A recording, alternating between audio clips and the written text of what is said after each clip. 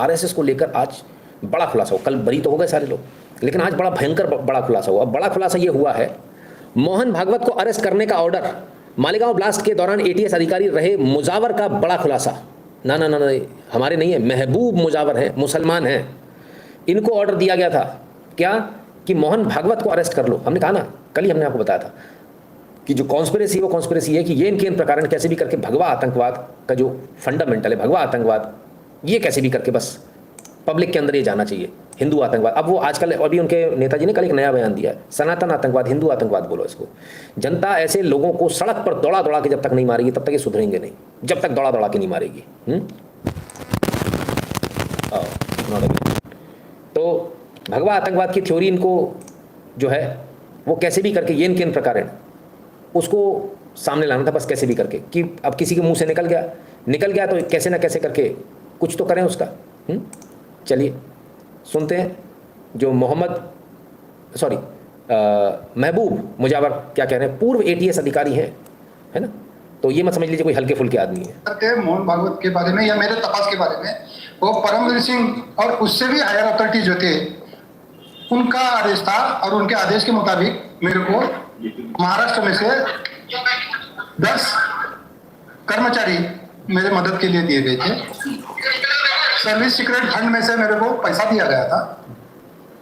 ATS की तरफ से ऑफिशियल मेरे को रिवॉल्वर दिया गया था, और जो भी जाने आने के लिए वारंट जो रहते वो भी दिया गया था। इस तपास के अंदर मैं इंदौर, अजमेर, नागपुर, बेलगांव, गोकाक वगैरह ठिकान जाके मैंने तपास किया। ये तपास करते वक्त उन्होंने जो आदेश दिया था मोहन भागवत जी के बारे में, वरिष्ठ अधिकारी थे वो, मोहन तुम्हारे परमवीर सिंह के अलावा और वरिष्ठ अधिकारी थे, उनका कहना ऐसा था कि पहले जाके मोहन भागवत को मिलके क्या तो उनका डिस्कशन हुआ है, अब तुम जाके उनको उठा के लाओ, ऐसा आदेश था। वो भयानक झूठे जो तब उस कंसेप्ट निकल गया था, भगवा आतंकवाद के नाम पे ये तपास चल रहा था। तपास जो करना चाहिए वो नहीं हुआ। भगवा आतंकवाद, हिरवा आतंकवाद, ये था, ये गलत था, झूठ था, और इतने बड़े आदमी को लाने के लिए मेरे पे जवाबदारी डाले थे। तो मेरे झूठ करने की मेरी कैपेसिटी नहीं है। मेरे को धाड़सी बोल के लिए थे, धाड़स से काम करेंगे, ये बहुत प्यारा है, मुका ऐसे करे थे। तो मैंने जाके नागपुर में 2 दिन तक रुका मैं, मगर वो काम नहीं किया। क्यों आपके ना, झूठ काम है तो क्यों का सवाल ही नहीं आता, झूठा काम है। और ये कहीं तो भी अगर मैं लाता तो आज मेरी हालत क्या होती, मैं झूठ काम करता तो आज उससे बुरी हालत थी। मैं ये काम नहीं किया, इस वजह से मेरे पे झूठा गुना दाखिल हो गया एक, और उसके अंदर मेरे को अरेस्ट किया गया, अरेस्ट करके जेल में डाला गया। फिर मेरे पे चार्जशीट दाखिल हो गया। फिर मैं जितने मेरे पास एविडेंस थे और मेरा जो कहना है, मेरा एफिडेविट है, वो मैंने यहाँ के कोर्ट में पेश किया। मैं निर्दोष छुड़ा उसमें से। अभी निर्दोष छुट के 10 साल हो गए। जब मैं निर्दोष छुड़ा तो वो डॉक्यूमेंट, जो भी रिकॉर्ड पे डॉक्यूमेंट है, वो पूरे डॉक्यूमेंट एनआई के कोर्ट में चले गए, और वहां पे भी इसका ये जो ऑडिट आया उसके अंदर ये डॉक्यूमेंट पेश किया गया था। गंभीर मामला है, एटीएस के पूर्व अधिकारी हैं, ठीक वैसा ही जैसा कर्नल पुरोहित के साथ हुआ था। मतलब ये छोटा मोटा मामला नहीं, ये मामला सिर्फ एटीएस का नहीं कि एटीएस ऐसा कर रहा था। अगर सेना पर भी प्रभाव था, सेना पर भी प्रेशर था कि अगर तुम हिंदू आतंकवाद साबित नहीं कर पाए तो तुम्हें भी जेल में डाल देंगे। ऐसे इनके साथ हुआ, बोले हिंदू आतंकवाद साबित करो, पकड़ के ले आओ मोहन भागवत को, आरएसएस के चीफ हैं, मोहन भागवत को पकड़ लोगे तो ये कहने को जाएगा कि आरएसएस एक आतंकवादी संगठन है। देखो इनके तो मुखिया पकड़ा गया भाई, इसमें वो तो खुद ही वो है। और इसी प्रकार से जो है साध्वी प्रज्ञा से लेकर तमाम सारे लोगों को फंसाने के लिए कर्नल पुरोहित के ऊपर प्रेशर डाला गया था। कर्नल पुरोहित ने भी मना कर दिया।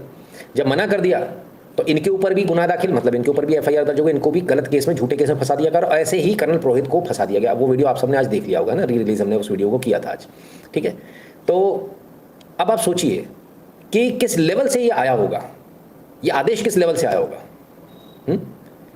वो भूरी काकी के पास से आया, लोग बता रहे हैं, लोगों का कहना है, क्योंकि बड़ी पार्टी के अधपगले बच्चे ने ऐसा कह दिया। नवीन जी आइए, स्वागत है भैया। तो उन्होंने जो है, क्योंकि उनके मुंह से निकल गया, मुंह से नहीं निकल गया सर, सोची समझी साजिश के तहत कहा गया। ऐसा नहीं है कि बाई चांस वाली बात है, ना ना ना ना ना, सिर्फ एक नहीं कह रहा सर, और भी लोग हैं जो इस बात को कह रहे हैं। और कौन कौन कह रहा है जरा सुने। 2008 के मालेगांव ब्लास्ट केस से जुड़ा एक बहुत बड़ा खुलासा हम करने जा रहे हैं। मामले के एक गवाह ने दावा किया है कि जांच को राजनीतिक रंग देने का प्रयास किया गया था। गवाह मिलिंद जोशी ने यह दावा किया कि जांचकर्ताओं द्वारा पिटाई के बाद उनमें से कुछ ने आत्मसमर्पण कर दिया था। अभिनव भारत के अध्यक्ष इस मामले के गवाह मिलिंद ने विवरण दिया है। राजनीतिक षड्यंत्र, हिरासत में यातना, साक्ष्यों को गढ़ने और योगी आदित्यनाथ सहित आरएसएस नेताओं के नाम लेने के लिए दबाव डालने का आरोप लगाया गया है। उन्होंने कहा, मुझसे कहा गया कि योगी आदित्यनाथ का नाम लो, हिंदू आतंकवाद के झूठे पड़े गए। मालेगांव ब्लास्ट से जुड़ी बहुत बड़ी खबर आपको बता दें। ब्लास्ट केस से जुड़े दावे किए गए हैं। केस के गवाह मिलिंद जोशी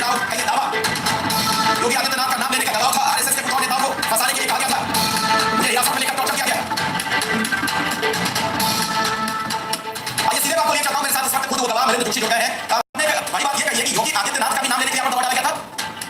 जी, ये देखिए, पहले बात मैं क्लियर कर दूं कि 2008 में योगी आदित्यनाथ जी, ये जो नाम है वो उतना बड़ा नहीं था जो आज है। आज उनका नाम पूरे विश्व में लिया जाता है, लेकिन 2008 में वो सिर्फ एक सांसद थे और हमारे ऊपर काफी दबाव था कि योगी जी का नाम ले, आसिमानंद जी का नाम ले और 3 लोग थे आरएसएस के जिनके नाम लिए जाए, तो इसीलिए काफी दबाव बना के रखा। क्या कहा गया था बताइए, और किसने बोला था आपसे, कौन दबाव बना रहा था कि योगी आदित्यनाथ का नाम लेना फंसाना है योगी आदित्यनाथ को? देखिए, एक कोई आदमी ऐसे नहीं थे उस टाइम पे। केस दरअसल इन्वेस्टिगेट कर रही थी महाराष्ट्र एटीएस, लेकिन एक आश्चर्य की बात ये हो रही थी कि दिल्ली से कुछ सीबीआई ऑफिसर्स आए थे और वो भी इंटरोगेशन कर रहे थे। अभी मुझे ये पता नहीं कि सीबीआई के जुरिडिक्शन में ये केस था उस वक्त या नहीं था, मुझे कुछ भी पता नहीं है, लेकिन ये था कि सीबीआई के कुछ ऑफिसर दिल्ली से आते थे और ये इंटरोगेशन करते थे और वो काफी बदतमीजी से इंटरोगेशन करते थे। महाराष्ट्र एटीएस के जो ऑफिसर्स थे वो भी दबाव बना रहे थे, लेकिन सीबीआई के जो दिल्ली वाले ऑफिसर थे वो काफी बदतमीजी से पेश आते थे, धमकियां देते थे और ये नाम जो 5 नाम है ये नाम आपको लेना ही पड़ेगा। ये फलाना फलाना योगी जी हमको इस मीटिंग में मिले थे, उन्होंने भी बोला था हाँ ऐसा करना चाहिए, धमाका होना चाहिए। आसिमानंद जी बोले थे कैसे, ये सब बातें वो हमें बताते रहते गए 15 दिन 20 दिन तक, ऐसे ही बोलना है मैजिस्ट्रेट के सामने, ऐसे ही बोलना है, आप लिख के दे दो। हालांकि मैंने कुछ भी लिख के नहीं दिया और मैजिस्ट्रेट के सामने मेरी बयान हुई नहीं, लेकिन अभी 2021 में as a witness to Malegaon case मैंने ये सब माननीय कोर्ट को बताया और उसमें ये दर्ज हो चुका है। ये बहुत बड़ी बात आप कह रहे हैं मिलिंद, दरअसल जो आपका कहना है उसका सीधे तौर पर मतलब ये निकल रहा है कि जो एक रंग वहां दिया गया था, भगवा आतंकवाद शब्द कहा गया था, ना सिर्फ एक नैरेटिव सेट किया गया बल्कि जो उसके उस दौरान ध्वजावाहक दिख रहे थे भगवा के, ऐसे नेताओं को फंसाने का पूरा प्रयास किया गया, उसके लिए दबाव डाला गया। आप कह रहे हैं कि सीबीआई के अधिकारियों ने आपको धमकी दी?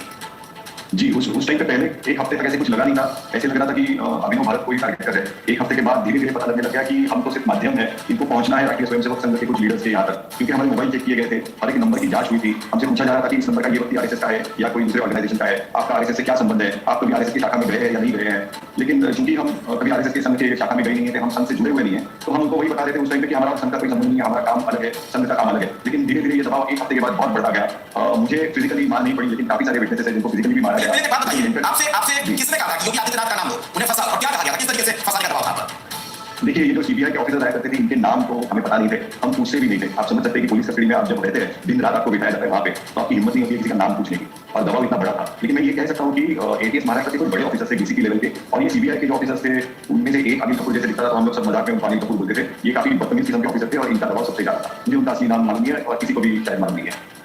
आपको क्या बोला गया कि योगी आदित्यनाथ का नाम लो, और कैसे फंसाना है, क्या उसकी भी कोई स्क्रिप्ट नहीं थी आप लोगों को? वही सिर्फ योगी आदित्यनाथ जी का नाम नहीं था, इसमें आसिमानंद जी का नाम भी लेने के लिए बार बार बोल रहे थे। इनका रुख ऐसे था कि मालेगांव नहीं, आप लोगों ने तो सारे ब्लास्ट किए हैं, समझौता भी आपने किया है, अजमेर शरीफ भी आपने किया है, फिर हैदराबाद का जो जामा मस्जिद का था वो भी आपने किया है। तो ये ऐसे मनगढ़ंत कहानियां हमको बताते थे कि आप बताओ कि आप इस जगह पे गए थे, वहाँ योगी जी आए थे, उन्होंने भी बढ़ावा दिया था। फिर आप जयपुर में गए थे, वहाँ पे आसिमानंद जी मिले थे, वहाँ पे उन्होंने बोला था हाँ हिंदुओं को ऐसे ही करना चाहिए। ये मनगढ़ंत कहानियां वो बताते थे और हमें बोलते थे अभी ये सब चीजें लिख के दे दो या फिर मैजिस्ट्रेट के सामने आपको जब खड़ा करेंगे तो आपको यही बोलना होगा। और जब हम ना बोलते थे, मैं जब उनको ना बोल सकता कि ये मैं ऐसे नहीं कर सकता, झूठ नहीं बोल सकता, तो काफी दबाव था, परिवार के ऊपर दबाव डाला गया था। मेरे पति के बारे में अनाप बातें की गई थी, मेरे बच्चे उस वक्त काफी छोटे थे, तो ऐसे बताया जाता था कि हमें बताया कौन से स्कूल में जाते हैं, उनका क्या होगा पता नहीं। तो आप देखिए क्या होता है कि हम काफी टफ रहते हैं, लेकिन जब बात परिवार पे आती है तो कोई भी टफ आदमी पिघल जाता है।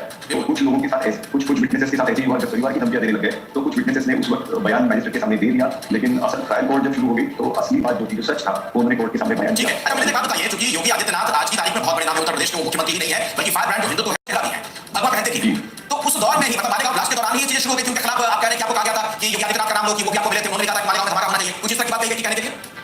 जी, मतलब वो हमें ऐसे बताते थे कि आप ये लिख के दे दो कि आप फलाना फलाना किसी शहर में गए थे अभिनव भारत के मीटिंग के लिए, वहाँ पे ये बड़े हस्ती आए थे, ये आरएसएस के लीडर आए थे और उन्होंने भी आपको बोला कि नहीं हिंदुओं ने रिटेलिएट करना चाहिए। तो ये सब सारी बातें जो थी कभी हुई नहीं है, हम तो कभी मिले भी नहीं, योगी जी से भी नहीं मिले, किसी आरएसएस लीडर्स को भी नहीं मिले, तो ये सब झूठ था, हमें पता था। मतलब आपको कहा जाता था कि आपको योगी आदित्यनाथ ने धमाके भी उकसाया, ऐसा बयान दे दो, ये कहने के लिए कहा जाता था? मतलब समर्थन दे रहे हैं, ऐसे था कि आप जो कर रहे हो ठीक कर रहे हैं, समर्थन है हमारा भी, आशीर्वाद है हमारे भी, ऐसे लिख के ऐसे बोल रहे थे वो टाइम। ये मुंबई से दिल्ली से अधिकारी गए थे, मिलिंद आप कह रहे हैं सीबीआई के अधिकारी, उन्होंने ये बात आपसे कही, और जो महाराष्ट्र में एटीएस की जो टीम इस मामले की जांच कर रही थी वहां से ऐसा ही था? जी, लगातार 15-20 दिन तक ये दवा था। फेक अरेस्ट वारंट दिखाई गई थी, झूठा था वो फेक अरेस्ट वारंट, लेकिन जब आप कस्टडी में होते हो और आपको कोई सरकारी कागज दिखाते हैं जिसके ऊपर लिखा होता है कि आपको अरेस्ट होने वाले, तो स्वाभाविक है आप डर जाते हैं। लेकिन फॉर्चुनेटली मैं डरा नहीं, मैंने उनको कहा आपको जो करना है कर दीजिए। इनकम टैक्स की धमकियां देते थे। हमारे यहाँ पे पूना के नजदीक एक किला है, सिंहगढ़ किला, उसके आसपास काफी जंगल है, तो वहाँ पे लेके गए थे, वहाँ पे जीप पे बिठा के लेके गए थे, बोले आप इनकम कर देंगे यहाँ पे। लेकिन डरने वाली बात थी नहीं उस वक्त, भगवान हमारे सीबीआई के ऑफिसर थे। रात को 2 बजे मुझे लेके गए थे वाटर करके एक एरिया, वहाँ पे उनकी गाड़ी थी, उन्होंने वहाँ पे मेरी गाड़ी को दिखाया था, लेके गए थे। सीबीआई के ऑफिसर आए थे, उनके नाम हमें बताए नहीं गए थे, हमने कभी पूछे भी नहीं, लेकिन वो सीबीआई के ऑफिसर थे, ये मैं पक्का था। अच्छा, सोचिए साहब, दिल्ली से सीबीआई के ऑफिसर्स जाते हैं और सीबीआई के ऑफिसर्स ये कहते हैं कि आप इनका नाम लो, उनका नाम लो, और ऐसा कह दो कि इन्होंने जो है हमसे, इनका आशीर्वाद था, इन्होंने हामी भरी, इन्होंने कहा कि हाँ ठीक है हमला कर दो, बम फोड़ दो। सीबीआई के ऑफिसर ऐसे क्यों कहेंगे? आपको क्या लगता है? आप लोग अपने दिमाग पर जोर डालिए जब तक मैं एक कमेंट ले लेता हूँ। अभी जी कह रहे हैं, since one of my friend was telling that lady from a foreign was having a list of many opposition leader like Modi, Yogi, Shah, etc. She was having a list of all those who would challenge prince politics. ठीक बात है। अभी जो पूरा matter जो चल रहा था, ये मैटर ऐसे नहीं चल रहा था सर जैसा आप सोच लो। क्या होता है, बहुत सारी चीज़ों को स्टडी किया जाता है, कौन व्यक्ति आगे जाकर कहाँ पहुँचेगा। जैसे आप हमारे एनालिसिस में भी देखते हैं, हम बोलते हैं ना यही चीज़ आगे जाके बीजेपी को दर्द बनेगी, कांटा बनेगी। आप ये जिसको आज पाल पोस रहे हो, कल आपके लिए, पूरे देश के लिए मुसीबत बन जाएगा। ऐसी बहुत सारी चीज़ आपने एनालिसिस देखी होंगी और वो एनालिसिस पिछले 10 सालों में लगातार सही भी हुए। तो मैं तो एक बहुत छोटा सा आदमी हूँ। इन पॉलिटिकल सिनेरियो पे काम करने वाली बहुत बड़ी बड़ी कंपनियां हैं, बहुत बड़ी बड़ी एजेंसीज हैं, बहुत बड़े बड़े कंसल्टेंट्स हैं जो एनजीओ के माध्यम से काम करते हैं, इनपुट लेते हैं एनजीओ से कि भारत में क्या क्या हो रहा है। ये जो विदेश में बैठे हुए चेचक अंकल जो है, तो वो जो काम करता है वो करता भारत की एनजीओ से लेता है कि वहाँ पर क्या क्या चल रहा है, कौन कितना ऊपर उठ रहा है। और जब ये तुष्टीकरण हो रहा था, आप देखिए पूरी दुनिया में एक चीज़ चल रही है और वो क्या चल रही है कि अल्टीमेटली कम्युनिज्म के नाम पर जो चल रहा है वो इस्लामिज्म चल रहा है। आप इस्लाम के खिलाफ कुछ बोलेंगे तो आपका जो है वीडियो बंद हो जाएगा, उतनी जगह प्रॉब्लम आ जाएगी, डिमोनेटाइज हो जाएगा, तमाम सारी बातें। तो लगभग सारी टेक कंपनीज में भी वही है और सभी जगह वही था। तो भारत में भी वही चला था, वो प्रेशर था एक जो आप देख रहे हैं, जो तमाम सारे कानून पास हुए, चाहे वो वक्फ का हो, चाहे वो कम्युनल वायलेंस बिल वाला हो, तो ये सारा लेकर आ रहे थे। साथ ही साथ ये एक चीज़ और देख रहे थे कि ये सरकार तो कमज़ोर सरकार है, इससे ही हम ला सकते हैं। लेकिन अचानक से एक जो है रिसर्जेंस शुरू हुआ और ये हुआ कि मोदी के नाम की जो है, पहले तो अडवाणी के नाम का नाम आया था कि अडवाणी जी प्रधानमंत्री बनेंगे, तो इन्होंने उसको जो है बहुत ईजिली लिया। इसके बाद इन्हें मालूम था कोई तो दूसरा, बीजेपी में कोई इनको दूसरा नाम नजर नहीं आता था। इनको नाम उस समय पर समझ में आ गया था कि योगी आदित्यनाथ फायर ब्रांड नेता है, ये आगे जाकर बड़ा कुछ कर सकता है और लोग इसके साथ जुड़ जाएंगे, क्योंकि हम जो पॉलिसीज ला रहे हैं इसके बाद अल्टीमेटली हिंदू एक होंगे। आप समझिए, जितनी भी पॉलिसीज लाई जा रही हैं इसके बाद सारे हिंदू एक होंगे। जब एक होंगे तो कोई बड़ा लीडर मिल सकता है। तो बड़े लीडर में कौन कौन हो सकता है, इनको इन सारे लोगों को जोड़ने वाला आरएसएस रहेगी। तो आरएसएस को कैसे डाउन करें, आरएसएस को भगवा आतंकवाद करके डाउन करेंगे। तो चीफ को पकड़ लो, सरसंघचालक को पकड़ लो और मोहन भागवत को कह देंगे कि भाई ये जो है ये आतंकवाद फैलाते, भगवा आतंकवाद, हिंदू डिमोरलाइज हो जाएंगे। बड़ी जल्दी हिंदुओं को शर्म आ जाती है, तो वैसे ही शर्मा जाएंगे। 90-99% हिंदू तो शर्मा के ही मर जाएंगे। ठीक है, बाकी बच्चे कौन, इनके जो फायर ब्रांड नेता, उनको भी पकड़ के सबको अंदर कर दो, जिसमें योगी आदित्यनाथ जैसे का नाम आ गया। और आप क्या सोच रहे हो खाली योगी आदित्यनाथ का नाम आता? नहीं आता, इसमें मोदी का नाम भी घसीटा जाता है, सबका घसीटा जाता है, मौका लग जाता, फिर सबकी लाइन लगती। तो ये प्रयास इन्होंने किया था। ये प्रयास विदेश का था, जो विदेश से चला था। भारत को कभी भी स्टेबल ना होने दे, यही सब चलता रहेगा भारत में। और जो छोटी टूटी फूटी सरकारें वो आती रहेंगी, धीरे धीरे करके भारत में जो निराशा का माहौल था, जो फ्रेजाइल 5 इकोनॉमी थी, वो धीरे धीरे आप टूटते जाते। और जब फाइनेंशियली टूटते तो आपके देश के टुकड़े टुकड़े भी हो जाते। तो इस समय में, जिस समय में आप बैठे हैं, अगर उनके हिसाब से चलते तो आज तक भारत के 3-4 टुकड़े हो गए होते, अगर उनके हिसाब से सारी चीज़ें चलती। पर भगवान ने इस देश को बचा लिया और ये इनका जो झूठा षड्यंत्र था ये पूरी तरह से नाकाम हो गया। अब सोचिए, पकड़ा मतलब बोला किस किस को गया? बोला गया जो महबूब मुजावर थे, इनको क्यों बोला गया कि तुम ही पकड़ के लो? बोले क्योंकि तुम मुसलमान हो, तुम पकड़ोगे तो इम्पैक्ट अच्छा आएगा, इम्पैक्ट ज़बरदस्त आएगा। इसलिए जो है महबूब मुजावर को पकड़ा गया कि भाई उनको कहा गया एटीएस के अधिकारी कि तुमको पकड़ना, और बाकी की बात बीजेपी खुद बताएगी। उत्तर माननीय प्रधानमंत्री जी ने अपने ऑपरेशन सिंदूर के दौरान दिए हुए भाषण में बड़े स्पष्ट रूप से कहा था कि एक बहुत बड़ा नेता है जिसने अमेरिका में जाकर वहां के जो खुफिया तंत्र है वहां कहा था कि हमें सिन्नी से बड़ा खतरा हिंदू आतंकवाद से है आज हिंदुस्तान में। और आप भी जानते हैं वो बड़ा नेता कौन है जिसने यूएस के एम्बेसडर से कहा था कि हिंदू आतंकवाद आज हिंदुस्तान के लिए सबसे बड़ा खतरा है और सिन्नी भी उसके सामने बौनी है। तो स्वाभाविक रूप से गांधी परिवार का एक ये एजेंडा था कि वोट बैंक की राजनीति के लिए किसी भी प्रकार से सनातन को अपमानित किया जाए। नाम तो आप सब जानते हैं, लेने की जरूरत नहीं है। विकीलीक्स ने ये कहानी इनकी खोल दी थी कि यूएस के एम्बेसडर से इन्होंने कहा।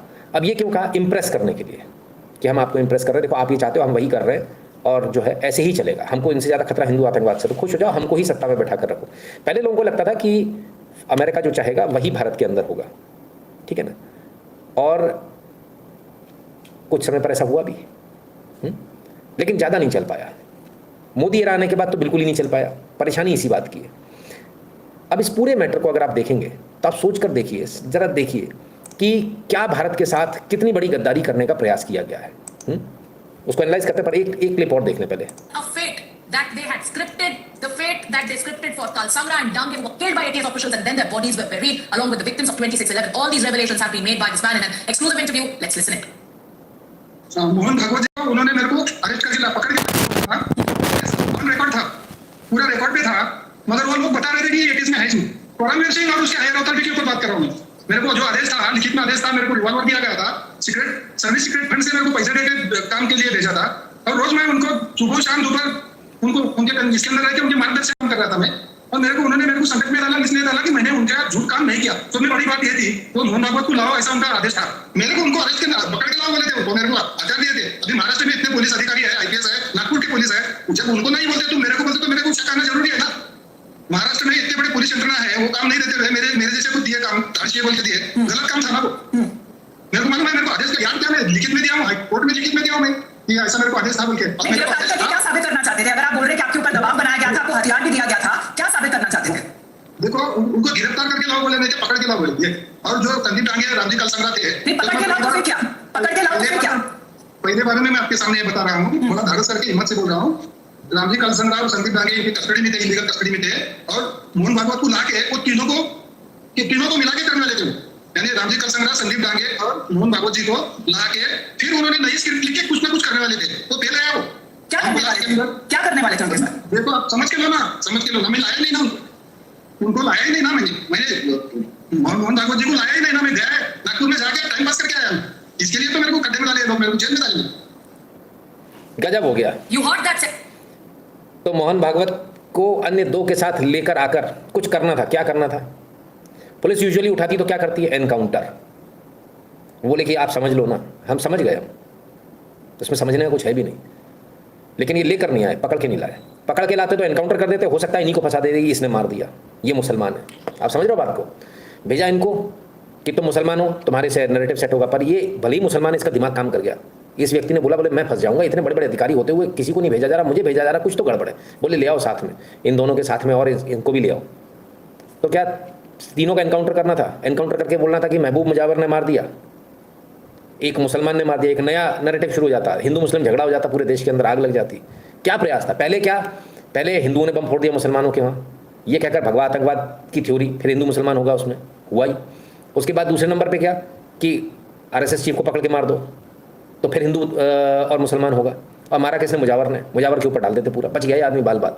और बहुत अच्छा हुआ कि इसने इनकी महबूब मुजावर ने जो है इनकी बातें नहीं मानी, नहीं तो आज देश के अंदर कुछ और ही होता। क्या कहें, बड़ी विचित्र बात है। आइए, आज बहुत शर्म की बात है कि देश के अंदर ये सब कुछ हुआ। पूर्व एटीएस अधिकारी महबूब मुजावर ने बड़ा खुलासा किया है। आरएसएस प्रमुख के साथ ही सीएम योगी आदित्यनाथ को फंसाने का दबाव था। मालेगांव केस में आरएसएस प्रमुख को फंसाने का दबाव बनाया था। वहीं मालेगांव केस में मोहन भागवत जी को फंसाने का दबाव बनाया जा रहा था। बड़ा खुलासा सामने आया है, सीएम योगी का भी नाम एफआईआर में जोड़ने को कहा गया था। ऐसे में कांग्रेस सरकार के आदेश नहीं मानने पर सस्पेंड भी कर दिया गया था। तो ये बड़ा खुलासा आपको बता रहे हैं, मालेगांव ब्लास्ट को लेकर ये बड़ा खुलासा है, जिसमें पूर्व एटीएस अधिकारी महबूब मुजावर ने खुलासा किया है। आरएसएस प्रमुख के साथ ही सीएम योगी को फंसाने का दबाव बनाया जा रहा था। मालेगांव केस में आरएसएस प्रमुख को फंसाने का दबाव था, साथ ही सीएम योगी को भी फंसाने का दबाव था। मालेगांव केस में मोहन भागवत जी को फंसाने की पूरी कोशिश की जा रही थी। योगी आदित्यनाथ का नाम भी एफआईआर में जोड़े जाने को कहा गया था। कांग्रेस सरकार के आदेश नहीं मानने पर अधिकारी को समय सस्पेंड कर दिया गया था। झूठे केस में भी फंसा दिया, जेल भी पहुंचा दिया, लेकिन बच गए। जेल से जो है मामला जो है ज़्यादा इनका चला नहीं, झूठ कितने दिन चलेगा, तो वहाँ से निकल कर आ गए। अब आप सोचिए कि हम इस बात को डे वन से बोल रहे हैं, आज कोई पहली बार नहीं बोल रहे आपके सामने। इससे पूर्व आप सबने देख रखा, आज ही हमने वो 7 साल पुराना वीडियो दिखाया। और किस प्रकार से एक हिंदू आतंकवाद की एक थ्योरी गढ़ी गई। क्यों गढ़ी गई? क्योंकि आप ईसाई हो इसलिए, ऐसा मैं नहीं कह रहा, ऐसा सुब्रमण्यम स्वामी कहते हैं कि इनके घर में चैपल है, ये लोग प्रैक्टिसिंग क्रिश्चियन है। तो आपको हिंदुओं से इतनी नफरत है कि आप हिंदुओं को खत्म करना चाहते हो इस देश के अंदर एक बार में ऐसे। ये पूरे हिंदुओं को खत्म करने की एक साजिश थी, इसके अलावा कुछ भी नहीं, लेकिन इसमें सफल नहीं हो पाए। Jai Shri Ram sir, did you notice something at all officers were Hindu who went to such an extreme they wanted to make Hindus terrorists? Modi was targeted first in Gujarat, they attacked him for 10 years. आ रहा हूँ sir, इसी बात पर आ रहा हूँ। देशमुख जी कह रहे हैं ये सब देखकर लगता है कि सही मायने में भारत तो 2014 में स्वतंत्र हुआ। देशमुख जी क्या कहें, चीज़ें आपके सामने हैं। और जब आज से करीब 7 साल पहले 10 साल पहले जब भी मैंने वो लाइव किया था, जो आज हमने रीटेलीकास्ट किया, तब उस समय भी जो है बड़ा प्रेशर रहा। उस समय भी आसान नहीं था उस लाइव को करना, है ना, क्योंकि उसमें भी ये था कि भाई इतने डॉक्यूमेंट्स, ये सीक्रेट डॉक्यूमेंट्स कैसे आ गए, कहाँ से आ गए। लोग मेरे पीछे पड़े कि इसके खिलाफ में केस करो, फलान करो, ठिकान करो, ये करो, वो करो। बहुत प्रेशर बनाया गया, बहुत, थोड़ा बहुत नहीं, है ना। And I was almost ready कि ठीक है, हो सकता है कि अरेस्ट ही हो जाए, कोई बड़ी बात नहीं है। कभी कभी ऐसा भी होता है, सच बोलने की कीमत आपको चुकानी पड़ती है। लेकिन खैर, सरकार क्योंकि उनकी नहीं थी इसलिए बच गए। और यही यदि कांग्रेस सरकार में किया होता तो लाइव पूरा नहीं हो पाता उस दिन, बीच में से उठा लिए जाते, है ना, क्योंकि सच हजम नहीं हो रहा सर, है ना। बाकी बिहारी जाइए, खुश रहिए। सच हजम नहीं हो रहा लोगों को, और लोगों ने किताबें विमोचन कर दिया था। लोगों ने आरएसएस को बता दिया था कि आरएसएस ही भगवा आतंकवाद फैला रहा है। क्यों? क्योंकि खुद जो कर रहे हैं उस पर पर्दा डाला रहना चाहिए। सुना मैंने माननीय गृह मंत्री जी शायद भूल जाते हैं कि मैं राज्यसभा में ही उनके सामने ही इस बात को मना कर चुका हूं कि मैंने कभी भी मुंबई में जो आतंकवादी हमला किया था, मैंने राष्ट्रीय स्वयंसेवक संघ पर कोई आरोप नहीं लगाया। उनका कहना बिल्कुल असत्य है और गुमराह करता है। मैं फिर से दोहरा रहा हूं कि मुंबई के आतंकवादी हमले में आरएसएस का हाथ नहीं था। जो मेरे पे जो आरोप लगाए जाते हैं बिल्कुल गलत है। मैं सुना मैंने। ठीक है, मुंबई तो दिग्विजय सिंह जी कह रहे हैं मुंबई के हमले में आरएसएस का कोई हाथ नहीं था। ठीक है, अच्छी बात है, आपके कहने से नहीं, अब तो कोर्ट ने कह दिया सर। आप तो उस समय आरएसएस से एक 26/11 आरएसएस की साजिश नाम से आपने जो किताब निकाली थी। मेरा भी ये कहना है कि जो इसका पब्लिशर था और जिसका ऑथर था, अब उस पर कार्रवाई का समय आ गया है।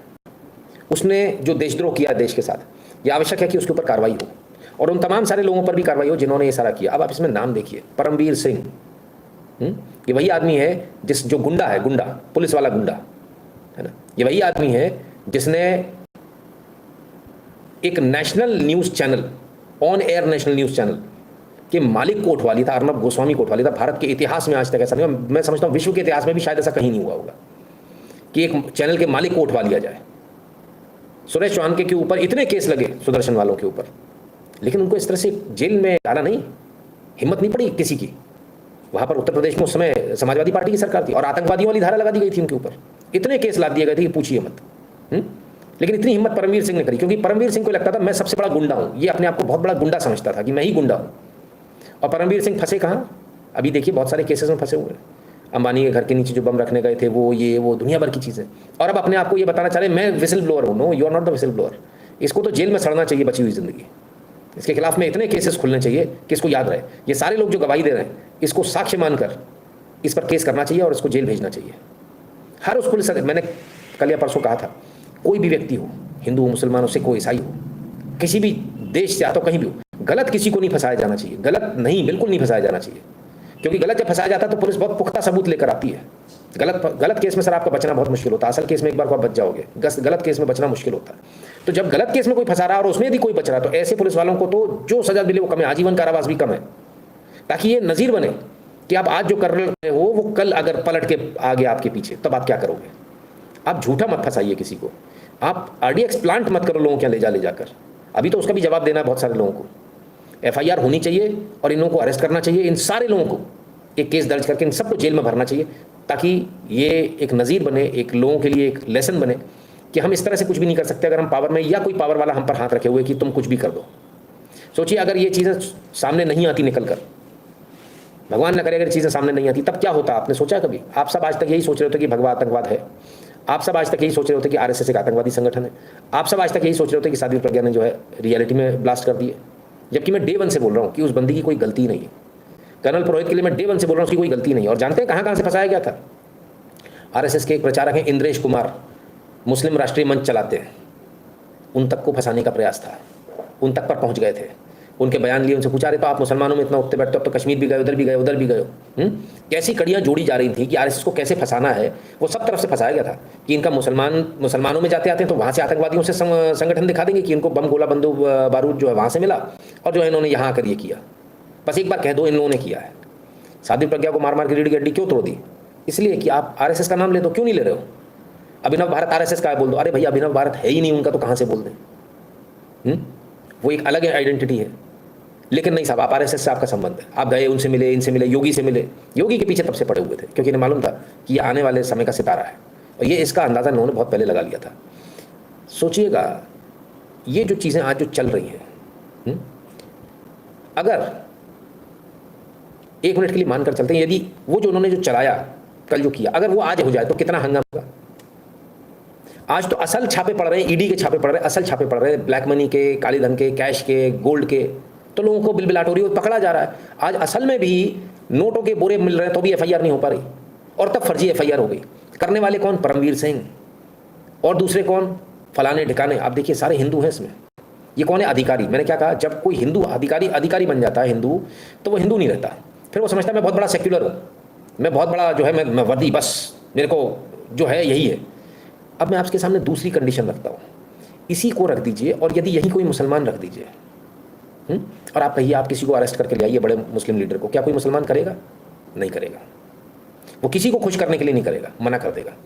आखिर ये प्रॉब्लम हिंदुओं के साथ इतनी बड़ी क्यों है कि हिंदू इतने तलवे चाटते हैं नेताओं के, और क्या मिला? ये तो शुक्र मनाइए कि मोदी जैसा आदमी कुर्सी पर बैठा। मेरे जैसा होता तो मैं स्पेशल FIR कराता अलग से और सबको दनादन दनादन दनादन जेल में ठुकवाता, सब पे राजद्रोह के मुकदमे लगवा के ऐसी धाराएं लगवाता कि ये अपने इस जीवन में तो बाहर न निकले। तो Paramvir Singh is very lucky कि उन लोगों को ऐसी सरकार मिली हुई है जो कुछ करती नहीं है। अगर कर देते तो इनकी अभी ना सारी हड्डियां टेढ़ी मेढ़ी हो जाती, एक भी ना बचती अभी। सही ऐसे लोगों के साथ क्या करना चाहिए? जो लोग देश को गुमराह कर रहे हैं, जो लोग एक संगठन को फंसाने का प्रयास कर रहे हैं, और ऐसे संगठन को फंसाने का प्रयास कर रहे हैं सर जिसका लेना एक ना देना दो, जिनका काम है सेवा करना। नवीन जी लिख रहे थे, उनका शुरुआती कमेंट ये था कि मैं RSS में गया हूँ, मैं तब से फ़ैन हूँ RSS का, जब से मैं गया हूँ। तो सोचिए, और इतना होने के बाद में क्या अभी भी इनके खिलाफ कार्रवाई होगी जिन्होंने सारा षड्यंत्र रचा था? गंभीर बात है। क्या होनी चाहिए या नहीं होनी चाहिए? आप सब कहेंगे होनी चाहिए, पर होगी कि नहीं होगी? सारी चीज़ें निकल कर सामने आ गई। और सोचिए, पहली बार नहीं हुआ। आप सोचेंगे ये एकमात्र केस है जिसमें RSS को फंसाया गया। हाँ, इतने केसेस की कोई लिमिट नहीं है। यही दिग्विजय सिंह जो आज कह रहे हैं नहीं RSS ने कुछ नहीं किया, इन्होंने कहा था RSS आतंकवादी संगठन है। इन्हीं दिग्विजय सिंह ने कहा था। यही लोग थे जो कम्युनल वायलेंस बिल लेकर आने वाले थे। यही लोग थे जो एंटी हिंदू हैं, पूरी तरह से जो हिंदुओं के खिलाफ में खड़े हुए लोग हैं। क्या कहें भाई, बड़ा बहुत ही हिसाब किताब खराब है। और जिस ज़माने में ये केस हुआ उस ज़माने में भी मोबाइल सर्विलांस वगैरह सब कुछ होता था, सबकी लोकेशन मिल रही थी, लेकिन इसके बावजूद झूठ गढ़ा गया। उन मोबाइल सर्विलांस को, उन मोबाइल की डिटेल्स को CDR नहीं निकाली गई कि भाई अगर बातचीत होती होगी तो मोबाइल पर बात होती होगी ना, तो निकाल लेते ना, उसमें से कॉल रिकॉर्डिंग आ जाती। क्यों नहीं निकाली आपने? आपने झूठी तरह से क्यों फंसाया? बहुत सारे सवाल हैं सर, लेकिन अल्टीमेटली सिर्फ एक ही चीज़ है, नफरत हिंदुओं से। इस कदर नफरत कि क्या कहें, बस कैसे भी करके हिंदुओं को ख़त्म करना है इस देश में से, हिंदू ना बचने पाए। हिंदुओं को इतना पहले से ही अपराध बोध ला दो कि तुम तो आतंकवादी हो। सब चुप होकर बैठ गए थे उस समय पर जब ये केस हुआ था, धड़ाधड़ जब RSS शुरू हुई थी, सब एकदम चुप हो गए थे। ये क्या हो गया? बहुत सारे लोगों ने तो शाखा जाना ही बंद कर दिया था कि डर के मारे कि मर गए, फिर से इमरजेंसी वाला केस हो गया, जाएंगे तो फंस जाएंगे आतंकवादी वाले उसमें। कुछ ऐसे भी कच्चे दिल के रहे होंगे। खैर, इतने लंबे समय के बाद आज सच बाहर आया है, इतने लंबे समय के बाद। और मैं तो मोहम्मद मुजावर का जो है, महबूब मुजावर का बहुत धन्यवाद दूंगा और सैल्यूट करूंगा कि उनके अंदर इतनी हिम्मत है कि उन्होंने बाहर आकर सच्चाई बताई कि ऐसा ऐसा हुआ था। और अब इतनी सच्चाई के बाद भी क्या कोई गुंजाइश बचती है? क्या इन लोगों को छोड़ देना चाहिए ऐसे ही कि नहीं ठीक है जाने दो?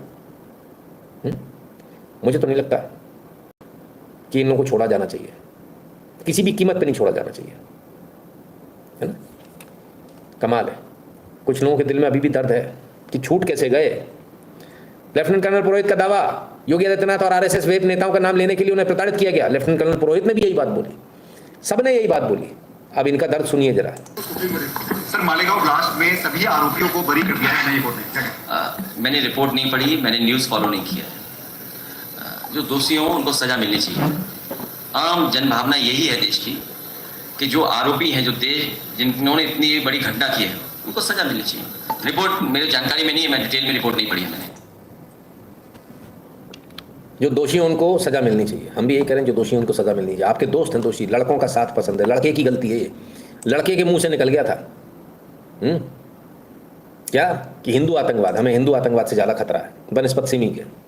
I think last 7 days has exposed Rahul Gandhi badly. People now realize that Rahul Gandhi is not anti-BJP, he is anti-India. When Prime Minister is conducting everything very, very gracefully, he is talking to various countries at equal terms. Rahul Gandhi is defaming our country. Initially, people thought that he is anti-BJP.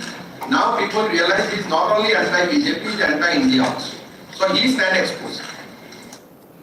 तो anti BJP नहीं, anti India है राहुल गांधी, ये कहना है असम के मुख्यमंत्री का। सही भी बात है, विरोध करते करते इनकी स्थिति हो गई, यहाँ तक पहुँच गए। लोगों के ऊपर प्रेशर, गवाहों के ऊपर प्रेशर, कुछ एक को तो मार भी दिया गया, अभी तो उनके खून का हिसाब भी बाकी है। और उनको मारने के बाद उनका जो मर्डर का चार्ज भी इन्हीं पे लगाने की कोशिश की गई कि देखो इन लोगों ने मार दिया।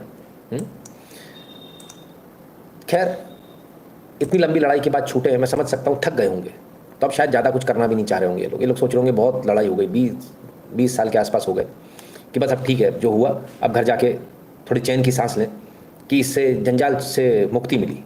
पर बात मुक्ति मिली कि नहीं है, बात यह है कि न्याय कैसे होगा। न्याय तो तभी होगा ना जब ये भूरी काकी एंड कंपनी को, जब इनको जेल होगी। इन्होंने तो बैठ के बड़े आराम से अपने इशारे पर जो है सारा काम करा लिया। लेकिन क्या ऐसा भी, मतलब विश्वास भी नहीं होता मुझे तो, सोच कर भी मैं हैरान हूँ कि मतलब ऐसा भी हो रहा है। एटीएस के अधिकारी कोई जेल में डाल दिया, तू नहीं फंसा रहा तो चल तेरे को जेल में डाल देंगे, तो इनकाउंटर नहीं करना चाहते तेरे को जेल में डाल देंगे। और देखिए, जहाँ तक ये बात है कि इन्होंने आरडीएक्स प्लांट किया, तो आप सब जानते हैं पुलिस ये काम करती है। जब फंसाना होता है तो पुलिस ऐसे काम करती है। आरडीएक्स प्लांट कर दिया, कट्टा रख दिया, बम रख दिया, कुछ चीज़ें रख दी ऐसी, ड्रग्स रख दिया, ये पुलिस काम करती है, कोई अनोखी बात नहीं, सबको सब जाहिर है। लेकिन वो तब होना समझ में आता है जब कोई एक अपराधी है, मालूम है, लेकिन हमें उसके खिलाफ में सबूत नहीं मिल रहे, तब ऐसा करते हैं। तब हम भी कहते हैं ठीक है यार, ये अपराधी जो है सबके लिए नासूर बन गया, क्या करे पुलिस, सबूत तो मिल नहीं रहे, तो ऐसे ही सही। लेकिन एक जो राष्ट्रवादी संगठन जो देश के लिए काम कर रहा है, आप उसको फंसा रहे हो। आप अपनी एक थ्योरी को सही करने के लिए आप पुलिस से करो, कुछ भी करो, और ये लोग करते चले जा रहे हैं। और फिर मैं उसी बात पर आऊँगा कि हिंदू सारे के सारे जिन्होंने किया, क्या इन हिंदू द्रोहियों के साथ क्या किया जाना चाहिए? मैं तो समझता हूँ कि फांसी की सज़ा भी कम है, इन्हें फांसी दी भी जाए ना तो इन्हें इंडिया गेट पर दी जानी चाहिए, सबके सामने, क्योंकि इतना बड़ा इन्होंने पाप किया है जिसकी कोई लिमिट नहीं है। उस पाप का कोई प्रायश्चित तो हो ही नहीं सकता इस दुनिया में। गजब है साहब। ये काम सिर्फ और सिर्फ ऐसे ही लोग कर सकते हैं जो अपने आप को सो कॉल्ड सेक्युलर बोलते हैं, सो कॉल्ड अपने आप को कहते हैं नहीं हम तो अधिकारी हैं, हमारा तो यही काम है, हमारे लिए तो सब बराबर है। अब आपको समझ में आ गया ऐसे लोग कितने गंदे होते हैं, ऐसे लोग कितने खतरनाक होते हैं। इसलिए कहता हूँ ऐसे लोगों से दूर रहो और ऐसा कभी मत बनो। ये लोग दूसरों को फंसाने वाले, अपने फायदे, अपने लालच के लिए, अपने एक प्रमोशन के लिए कि मुझे अच्छी मलाईदार पोस्ट मिल जाएगी, मैं मुंबई का पुलिस कमिश्नर बन जाऊंगा, सिर्फ इस चक्कर में। और बने भी, ऐसा नहीं बने, बने भी, इसके बाद भी बने, ये सब करने के बाद भी बने, जबकि इस आदमी को जेल में होना चाहिए था। ये भारत की न्याय व्यवस्था, ये आपके यहाँ का सिस्टम है। और मैंने कल भी बताया, बहुत सारे लोगों के ऊपर जिनके ऊपर आरोप है, वो लोग भी टिकट भी पा गए और चुनाव भी जीत रहे थे, इस सरकार में भी आके बैठ गए। भाई उनका सिस्टम इतना तगड़ा है कि वो आपके लोगों को फंसा कर, आपके लोगों को अरेस्ट करके, आपके लोगों को जेल में डालकर भी वो आप ही की सरकार में मंत्री बन जाते हैं। तो ये सोचने वाली बात है, इस पर विचार करना होगा। Only Hindus are backstabbers of their civilisation. My experience with Hindus are that we are selfish, we only care about money, position. Sorry if you disagree. नहीं, आई एग्री 100% मिस्टर अभी, मैं बिल्कुल 100% एग्री करता हूँ। इसका सिर्फ एक ही तरीका है, जो हिंदू द्रोही हो, हिंदू द्रोह करे, उसको जीने का अधिकार खत्म कर दो आप, अपने आप सब सही हो जाएगा। ठीक है ना? तो सोचिए आप। और ये तमाम सारे, अच्छा बात इतनी सी नहीं थी कि एक जगह करना, फिर इन्होंने हैदराबाद ब्लास्ट भी, समझौता एक्सप्रेस ब्लास्ट भी, सारे ब्लास्ट एक के बाद एक के बाद एक के बाद एक रखने शुरू कर दिए। सोचिए आप। और मैं आपको एक और बात बताता हूँ जो आपको कोई नहीं बताएगा। इसमें ऐसे ऐसे लोगों को पकड़ा गया,